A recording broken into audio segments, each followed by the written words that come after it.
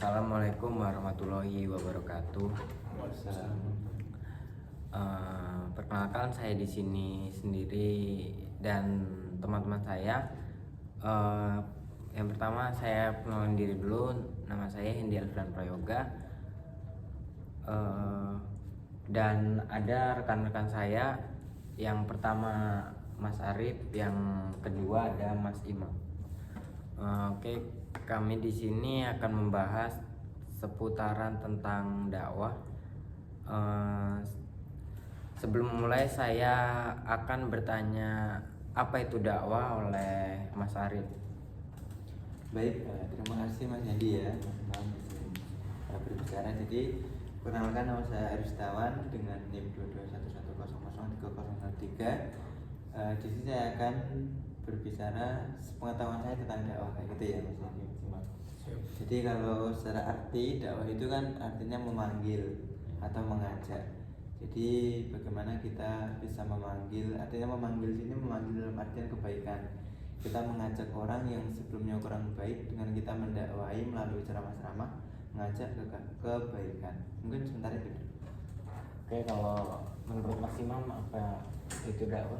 Dakwah itu kalau menurut saya adalah sebuah pencerahannya, bagaikan mata air yang keluar dari tanah yang kering. Jadi mencerahkan halayak ramai begitu. Memberikan bukan hanya edukasi tapi mengajak pada kebaikan intinya. Oke, intinya dakwah itu adalah sebuah ajakan atau arahan untuk berbuat kebaikan untuk menuju kesejahteraan, kayak hidup akan lebih cerah dan penuh keindahan. Lagi. Oke, terima kasih Mas Arif dan Mas Imam yang sudah memberikan pengertian apa itu dakwah tadi. Selanjutnya saya ingin tahu opini Mas Arif dan Mas Imam, apa itu dakwah sepengertian Mas saja. Iya. Baik. Saya dulu ya Mas. Terima kasih. Jadi ini kan kita di kampus Muhammadiyah ya, di kampus Muhammadiyah. Jadi sharing saja, kalau di Muhammadiyah itu ada tujuan dakwah itu ada dua. Yang pertama itu ada umat dakwah dan umat ijabi. Kalau umat ijabi ini adalah dakwah yang tertuju kepada orang-orang yang sudah Islam. Artinya tujuan dakwah ini atau cara dakwah ini sebagai pengingat kepada orang-orang yang sudah Islam, sebagai pencerahan kembali, mengingatkan bahwasanya penanaman Islam atau nilai-nilai ajaran Islam itu diingatkan kembali setiap pada saat-saat tertentu. Contoh seperti hari ini kan hari Jumat, pastinya nanti ada khotbah Jumat. Itu tujuannya kepada umat ijabi sebagai mengingatkan kembali terkait nilai-nilai keimanan, terkait nilai-nilai Islam. Ada lagi di hari Ahad pagi pengajian ataupun dan lain sebagainya sebagai tujuan umat ijabi. Yang kedua adalah di Muhammadiyah ada namanya tujuan dakwah kepada umat dakwah, artinya orang yang belum masuk Islam. Tapi ini jarang kita temui Mas Hendy, Mas Imam, karena kita kan biasanya teman kita rata-rata orang Islam. Jadi dakwah ini dilakukan pada para orang-orang yang itu sudah memiliki pengetahuan yang luas terkait Islam kayak gitu. Jadi umat dakwah ini kepada orang-orang yang belum masuk Islam. Dia memberikan pengertian terkait apa itu Islam, bagaimana menariknya Islam dan sebagainya. Itulah di Muhammadiyah ada dua tujuan dakwah gitu. Mungkin itu. Kalau Mas Imam sendiri, Kalau menurut saya dakwah itu untuk mencerahkan dan mengingatkan. Jadi di situ dari situ kita tahu kalau dakwah itu bersifat tidak memaksa ya. Jadi hanya mengingatkan dan memberikan pencerahan. Seperti yang kita tahu bahwa kita memberikan dakwah itu bukan hanya untuk muslim tapi di luar muslim juga. Sekali lagi sifatnya tidak memaksa, hanya memberikan ajakan atau ingatan gitu. Seperti itu dari saya. Mas Hendy mungkin akan dilanjutkan. Oke, kalau menurut opini saya, dakwah tersebut juga kan mayoritas negara kita Indonesia ini kan Islam ya atau beragama. Kalau menurut saya dakwah itu kebanyakan dibawakan di ibadah-ibadah tertentu seperti sholat Jumat,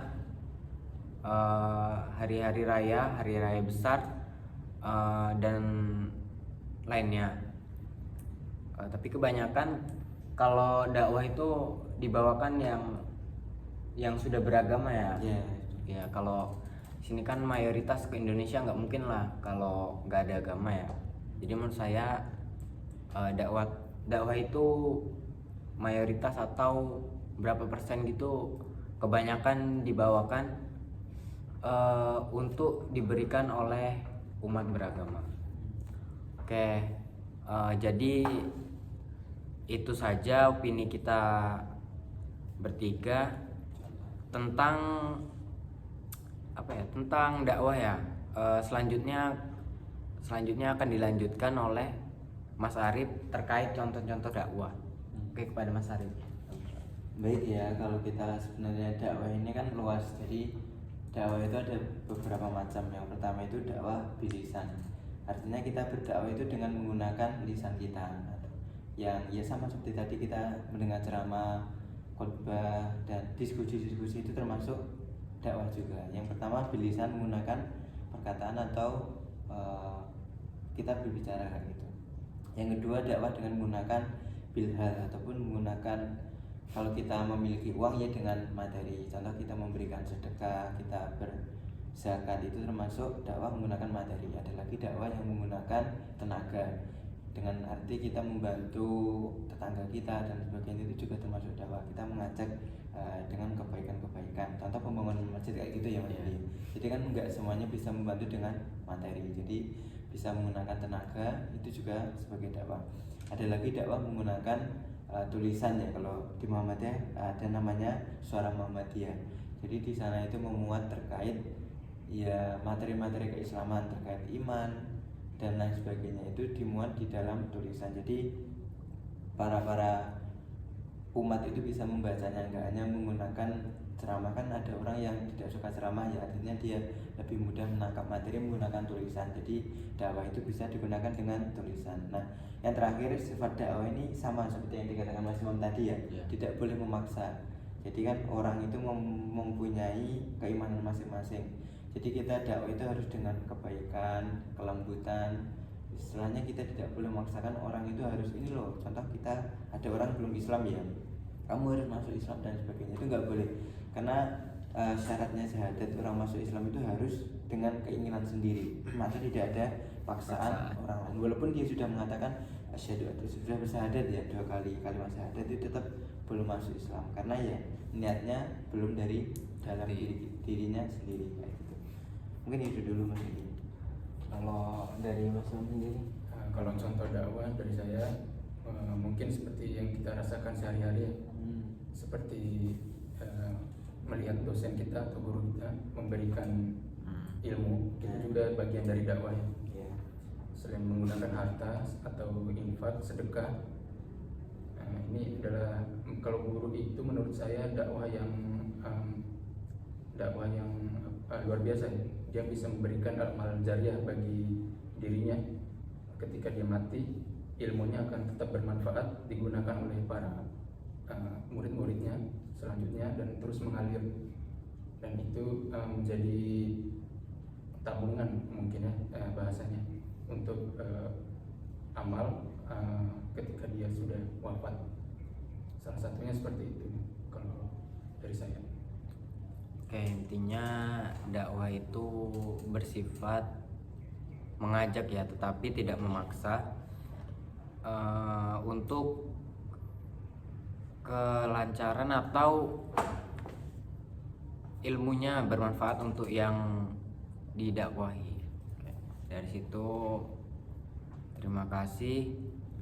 Segitu saja mungkin yang bisa kami bawakan tentang seputaran dakwah. Kurang lebihnya kami mohon maaf. Kami akhiri, wassalamualaikum warahmatullahi wabarakatuh. Waalaikumsalam.